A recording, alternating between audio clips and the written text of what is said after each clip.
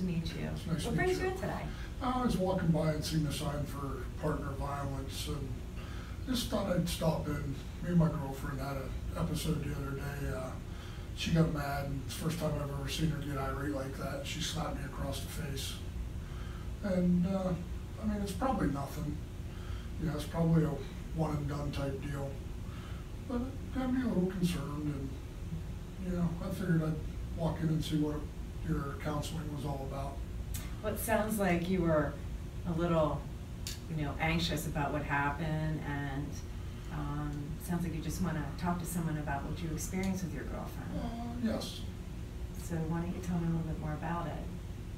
She was very apologetic for what she did, and, all lovey-dovey afterwards.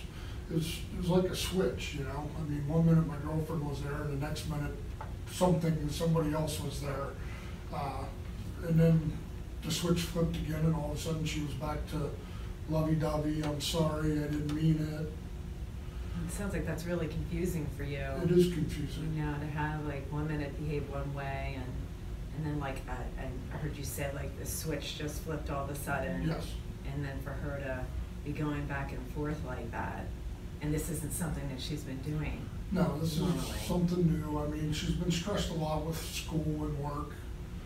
A lot of stress coming on with different classes and papers due, and trying to work at the same time and maintain an apartment and pay her bills. So she's had a lot of stress in the last month or so.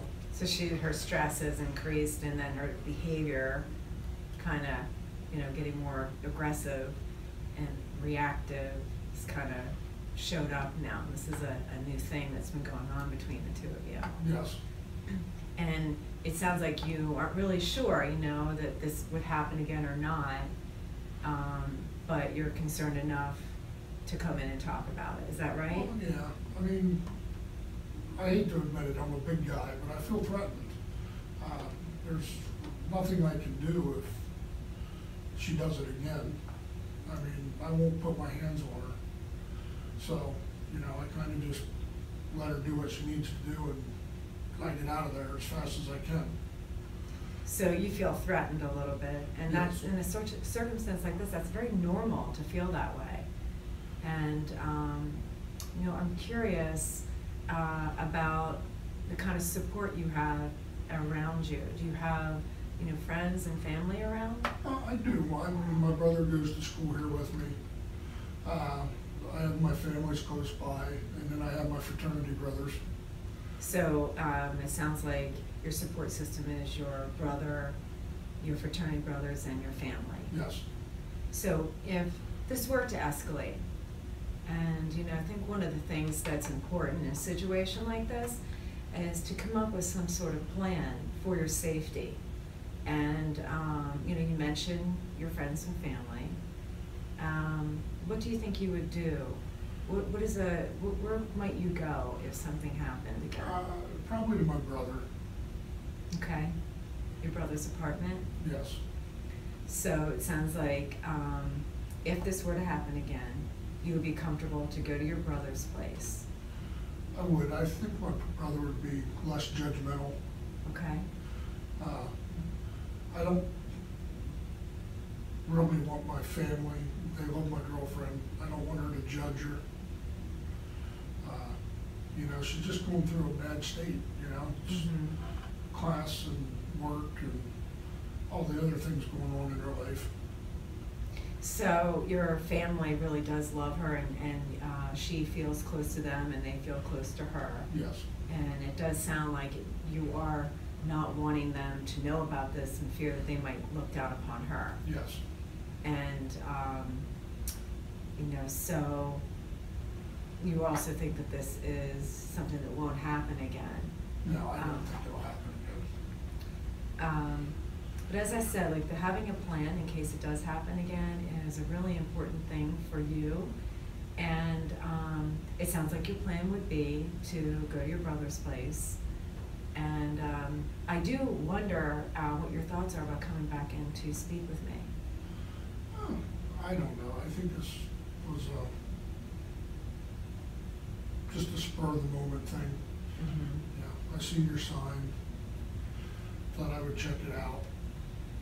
It's been nice talking with you, but I don't know if I'll come back in or not. Okay, so it just sounds like right now you wanted to talk about what happened. You felt a little threatened, I did. and you know, and it was a confusing experience. So I do want you to know that if something were to happen, my door is always open to you. And to, you know, just please come on back and we'll talk and come up with some other options for you to, you know, to have a plan of action in case that were to escalate. How does that sound? Sounds good, thank you. Well, sounds great, Mike. Thanks so much for coming in. I know that this took a lot of courage for you to come in and talk to me today. And, you know, I just felt really good that you do have a safety plan in case this were to happen again. And again, you know, the door is always open. Well, thank you for your time. It was nice to meet you. Nice to meet you. Hi, Mike. It's nice to see you again. I see some Band-Aids on your face. I do. I feel like a fool. I didn't think it would happen again, and obviously it did. I'm ashamed and angry. I can see that you're visibly shaken up, and much more so than the last time I saw you. So why don't we start with talking about what happened? Well, the fraternity ball come up again, and she didn't, for some reason, just doesn't want to go, and she went berserk and attacked me with a knife, come running at me with a knife and attacked me with a knife. Is that what happened here? Yes. What happened after that? I ran out of her apartment and didn't look back. I've been so shaken up, I haven't slept or gone to class in days. So the fraternity ball came up again, and she snapped. Yep.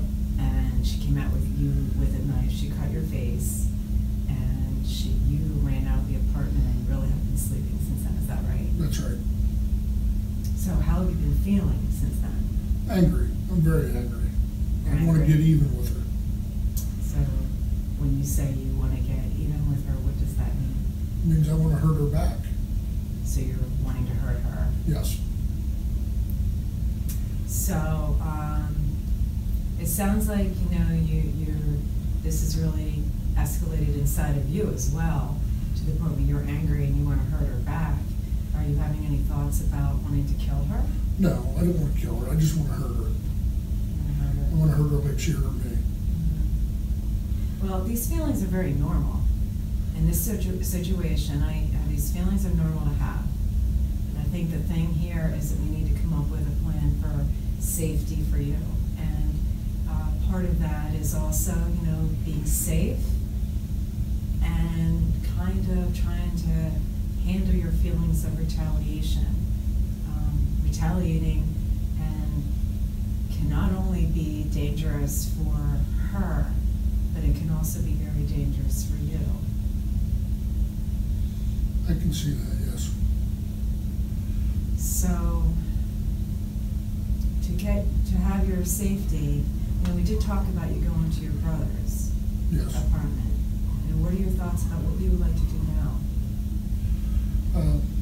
Honestly, I don't know. I'm just ashamed at this point in my life. I'm ashamed that it happened. I'm ashamed of her. I don't know where to go from here. That's why I'm here. I understand, Mike. Because I'm lost. Yeah, I understand, Mike. And it's very normal to have all of those feelings. And I do hear that you're feeling really confused, or you're filled with shame, and you're, you know, confused on how to handle this situation. And that's very, very normal. And I think that, you know, one of the first steps, like as I said, I want you to make sure you're safe and the situation doesn't overall become something worse. And, you know, I need you to tell me, and with that being said, I need you to tell me that you're not going to plan to hurt her. I don't know if I can tell you that or not. I'm still very angry at her. I'm angry and ashamed, and it's building up. I understand. Now let's think about if you were to hurt her, think of the consequences that you'd have in your life. Think about what that would mean and how complicated things would get. So I think that, you know, part of the safety is kind of regrouping on that and coming up with a plan to to get yourself away from the situation and to try to work through those feelings. So to do that, what do you think that you could do right now to take care of that? Just stay away from her. Okay. Would be, I guess, the first step. Would just Okay. be to avoid her. I think that's one of the reasons I haven't been going to class. Okay. Because I know she's going to give me a sob story. I'm sorry, it's not going to happen again. Just like she did the first time. Right. So, And I don't believe her. so at this point, you don't believe that she would not do this again? No, I don't. And you want to avoid her. Yes. So what safe place, where can you go? I can go to my brother's apartment or my parents' home. Okay. So your parents aren't, your brother's on campus, is that correct? Well, he has an apartment right off of campus. Where do you think is the safest place for you to go right now? Given the thought that you have an urge to hurt her. Probably my parents' house. Okay. So, would you like to be escorted to your car? Do you feel that you need that kind of support right now? No, I can make it there on my own. I'll call my parents and tell them I'm coming for dinner, and once I get there, I'll just act like I'm tired and don't want to go home and sleep on the couch or something. Okay, okay. So, what I would like to ask you to do is call me when you get to your parents' place. I would like to know that you're in a safe spot. Would you please do that? Yes. Okay. And, you know, since the situation has escalated to the point that it has, what are your thoughts about filing a restraining order? I don't think I could do that. I'm a big man. I'd feel really ashamed to file a restraining order on my little bitty girlfriend. Yes, I totally understand that, and that would be normal to feel that way. You know, given the circumstances, as you sit before me, I see this, you know, this big cut that you're covering up on your face, and really a restraining order is to secure your safety. And it's not something you need to decide to do right now, but it is something that you can consider. And I would like you to consider that. All right, I can consider it. Okay. All right, so I think where we're at right now is we're going to go to your parents, right? You're going to go to your parents. Yes. And you're going to take the time to regroup and kind of just get away from your girlfriend at this point. And, you know, I would really like to see you again to assure that we are working with some of the feelings that you're left with. As you mentioned, you have some shame, you're very angry, you're wanting to retaliate, and we know that there's concerns with that. So I would like you to commit to come to see me, and I'd like you to commit to tell me until we see one another next, you will not do anything to hurt her. All right, I won't do anything to hurt her. Okay. I don't want to get myself in trouble. Okay. And I'd like to just once again stress that filing a restraining order would be one way to assure that the two of you stay apart and nothing could happen to escalate the situation. So what are your thoughts on that? Just one more time, I want to revisit that. I don't know if I'm ready to go down that road yet or not. Okay. All right. Well, we are here to help you walk through that process. You do not have to do that alone. All right. Okay? So you just think about that. We'll revisit it. All right. Okay, Mike, so I think what we need to do right now is get you to your parents. And as I said, I would like you to call me. How far is it? Are they close by? Yeah, they're really close by. They're Okay. like 15 minutes down the road. All right, so when you get there, you call me. I certainly will. And you can call me at any point during the time that you're there if you need to talk further. All right. Okay. Thank you, Mike. And Thank I really you. am glad you came in. I know how much courage this is taking you. Thank you.